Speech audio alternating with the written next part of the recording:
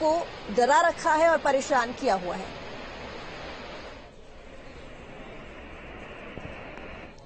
दिल्ली से बड़ी खबर आ रही है, जहां पर रेल मंत्री अश्विनी वैष्णव से मिले अनिल बलूनी। दिल्ली से कोटद्वार के बीच ट्रेन चलाने पर बातचीत हुई है। तो बता दें कि पिछले दिनों बलूनी से मिला था कोटद्वार व्यापार मंडल और बीजेपी के राष्ट्रीय मीडिया प्रभारी हैं अनिल बलूनी। तो रेल मंत्री अश्विनी वैष्णव से अनिल बलूनी ने मुलाकात की है। आपको बता दें कि पिछले दिनों बलूनी से कोटद्वार व्यापार मंडल भी मिलने के लिए पहुंचा था। बीजेपी के राष्ट्रीय मीडिया प्रभारी हैं अनिल बलूनी, जो कि अब रेल मंत्री अश्विनी वैष्णव से मिलने के लिए पहुंचे हैं। अजीत राठी इस वक्त हमारे साथ जुड़े हुए ज्यादा जानकारी के साथ लाइव। अजीत, आपसे जानना चाहूंगी, रेल मंत्री अश्विनी वैष्णव से मिलने के लिए पहुंचे हैं अनिल बलूनी, उनकी इस मुलाकात को लेकर क्या कुछ जानकारी?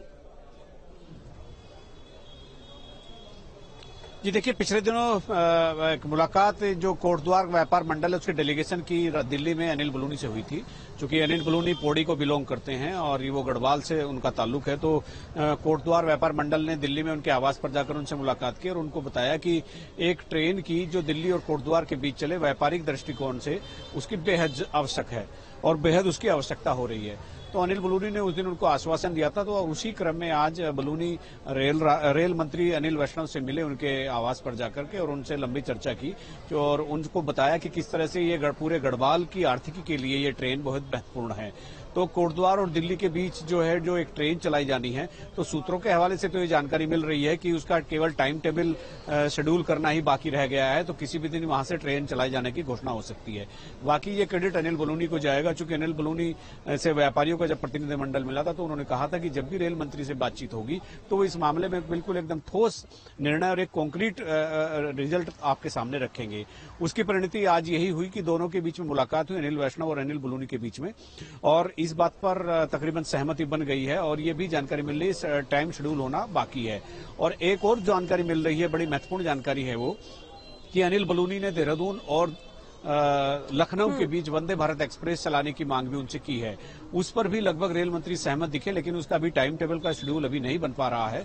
लेकिन रेल मंत्री ने आश्वस्त किया है कि दिल्ली देहरादून और लखनऊ के बीच में वंदे भारत एक्सप्रेस का चलाया जाना बहुत ही शीघ्र वो एक ऐलान कर सकते हैं। वो एक जो बैठक होती है अधिकारियों के साथ और जो एक एग्जामिन करना होता है पूरे एक केस को, तो उसको करने के बाद ये कर देंगे।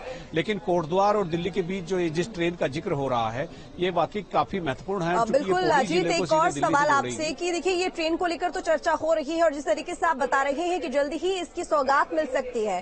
देखिए इससे दो फायदे होंगे, पहला तो एक ये कि कनेक्टिविटी बढ़ेगी, दूसरा ये कि आसपास के क्षेत्र का विकास होगा। लेकिन ये भी एक सवाल कि कब तक आखिर इस ट्रेन की सौगात मिल जाएगी, क्या कोई तिथि तय हो पाई है?